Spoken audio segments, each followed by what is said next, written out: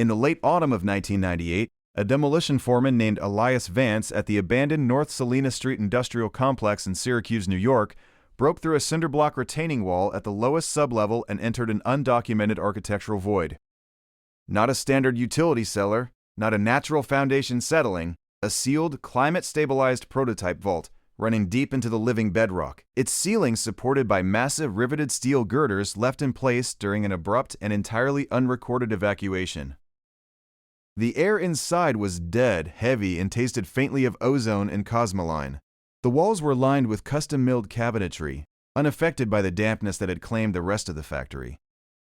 On the heavy oak workbenches lay disassembled electric motors, armature housings, and gears, dozens of them, perfectly preserved, mathematically flawless. It was as though whoever had been engineering these machines simply set down their calipers, walked off mid-shift, and never returned. The technological progression of this specific room had been completely severed. The blueprints that Vance's crew had used to navigate the decaying Syracuse plant showed solid earth where this room existed. The official historical record of the Porter Cable Machine Company dictated that the early prototypes were lost to time. Yet here they sat, pristine and impossible, radiating a silent mechanical precision that defied everything we are taught about early 20th century manufacturing. This investigation follows 4 distinct, deeply unsettling threads, and each one leads deeper into the blank spaces of our industrial history. First, we will examine the impossible metallurgical tolerances achieved by Arthur Emmons in the late 1920s, tolerances that required tooling technology supposedly decades away from invention. Second, we will track the deliberate, methodical corporate buyout and subsequent suppression of these manufacturing standards by aerospace conglomerates in the mid-20th century. Third, we will confront the documentary void surrounding the destruction of the original Syracuse foundry, where thousands of pages of patents and proprietary alloy formulas simply vanished from the archival record. Finally, we will map out the overarching systematic erasure of indestructible American infrastructure, exposing a coordinated effort to replace multi-generational engineering with planned obsolescence. The truth regarding the rise and fall of Porter Cable is not a story of a company failing. It is a story of a technology being actively hunted and buried. If this investigation gets buried by the algorithm, subscribe now so you can find your way back. To the mainstream historian, the skeptic reading from a standardized textbook, Porter Cable was merely a successful localized tool manufacturer founded in 1906 by R.E. Porter, G.G. Porter, and F.E. Cable. The official narrative suggests that they built a solid reputation through incremental, trial-and-error improvements in electric hand tools. They eventually peaked with the invention of the portable belt sander in 1926 and the helical drive circular saw in 1929. The skeptic will tell you that the eventual decline of the company's quality was a natural economic progression, a simple byproduct of market forces demanding cheaper consumer goods.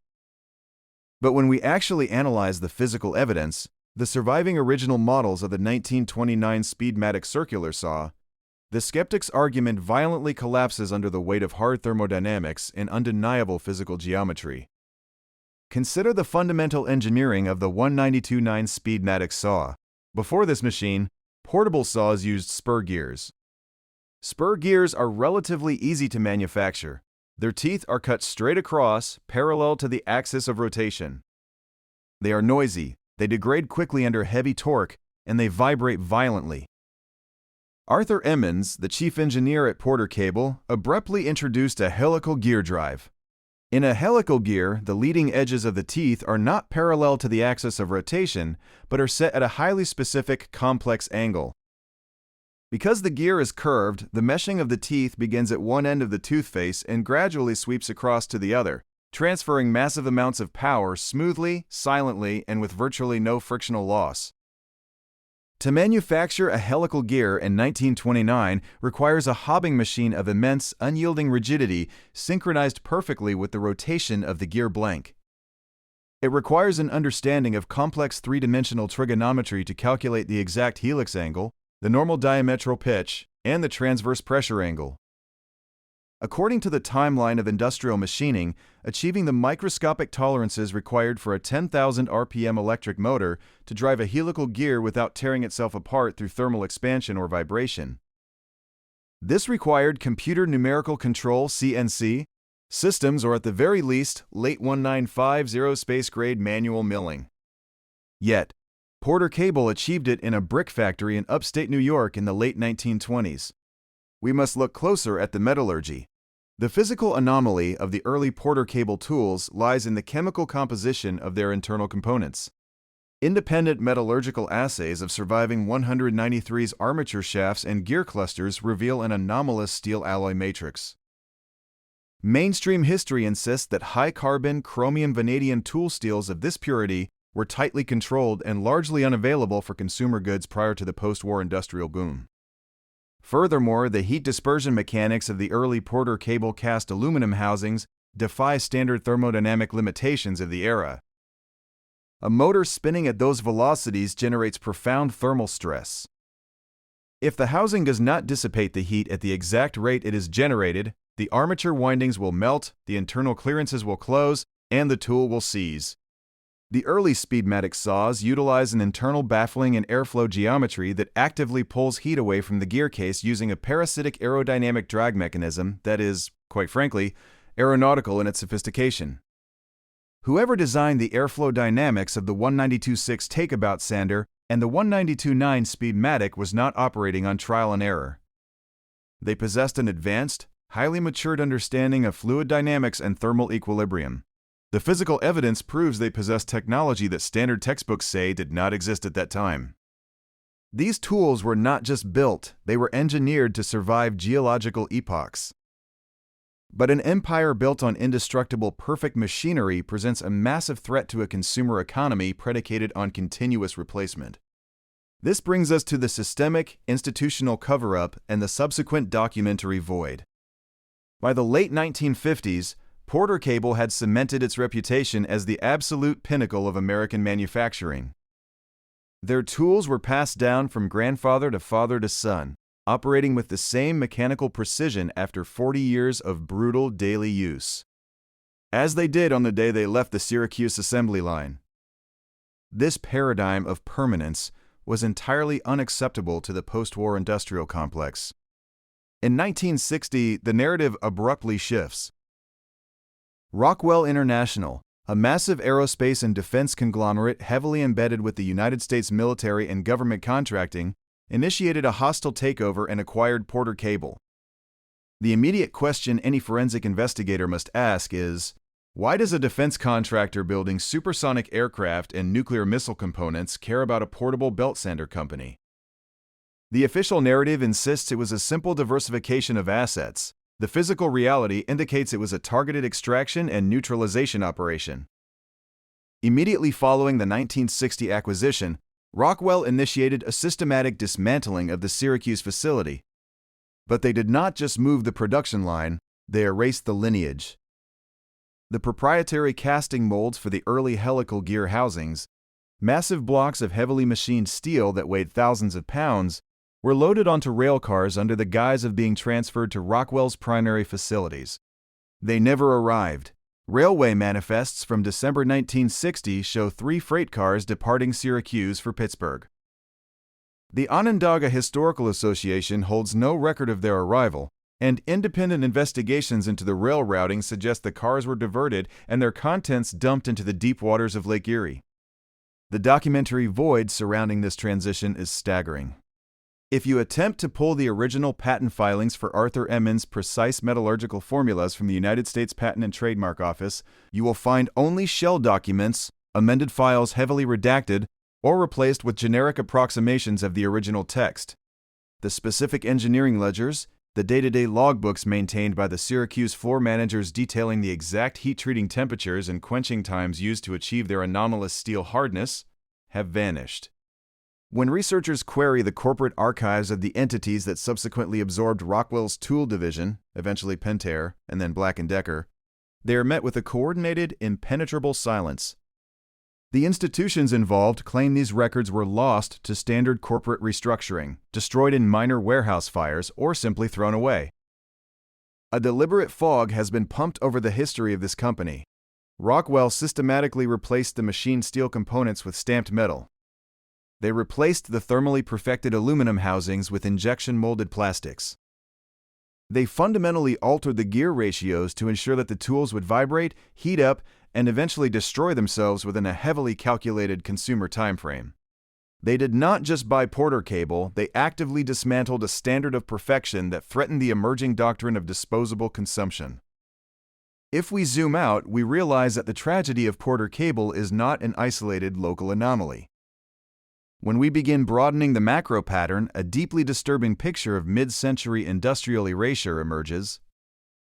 This was a nationwide, coordinated extraction of quality. Look to Leola, Pennsylvania, the original home of DeWalt.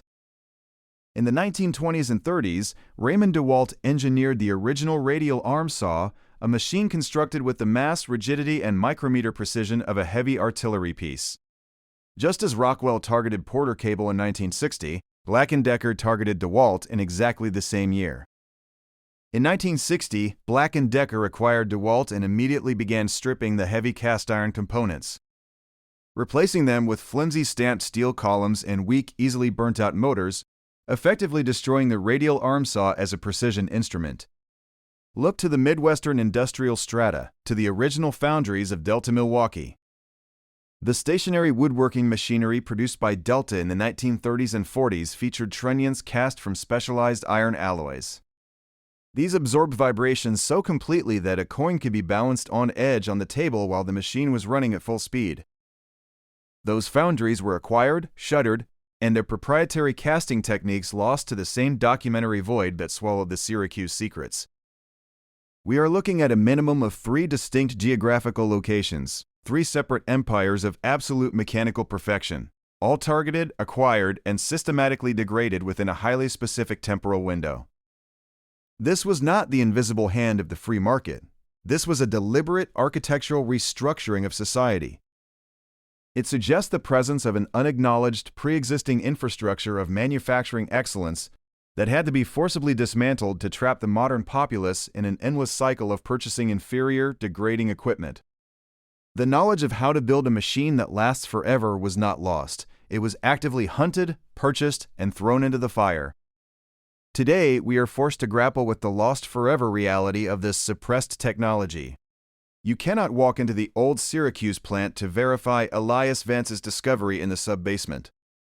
Less than 48 hours after Vance and his demolition crew breached that underground vault in 1998, their contracting company was abruptly dismissed from the project without explanation.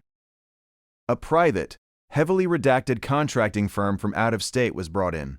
They did not proceed with the standard architectural salvage and demolition. Instead, a fleet of cement mixers arrived under the cover of darkness. The entire subterranean level of the North Salina Street complex, including the sealed room containing the pristine prototypes, the impossibly flawless helical gears, and the abandoned workbenches, was pumped full of thousands of tons of industrial concrete slurry. The space was not demolished, it was entombed.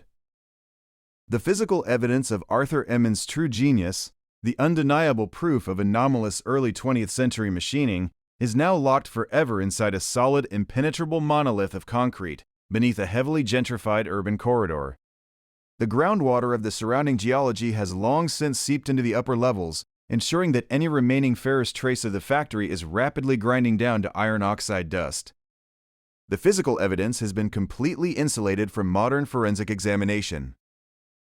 We are left only with the surviving tools, scattered, bruised, yet still running perfectly in the basements of those who know what they hold. We return, inevitably, to Elias Vance standing in the dead silence of that breached vault, holding a 1,929 armature shaft that caught the beam of his flashlight with the cold, gleaming perfection of a surgical instrument. For one brief, terrifying moment, the official narrative fractured, and a blue-collar worker looked directly into the suppressed, terrifying potential of human engineering. He held in his hands the physical proof that our society is not advancing, but actively degrading. The hum of today's cheap plastic tools, whining as their nylon gears strip and their poorly wound motors burn out, is not the sound of progress. It is the sound of a deliberately manufactured weakness. It is the sound of an empire that forgot how to build for eternity, because eternity is not profitable. History is not a steady upward climb. History is a series of heavily guarded vaults, and the most vital truths are the ones we are strictly forbidden from unearthing. But the erasure of the American tool empire is only the surface layer of a much darker industrial suppression. What happens when the technology being buried isn't meant to cut wood, but to generate limitless, untethered power? Next time, we descend into the flooded, irradiated foundations of the Wardenclyffe facility, where a different kind of architecture was deliberately ground to dust to protect an energy monopoly that still controls the world today.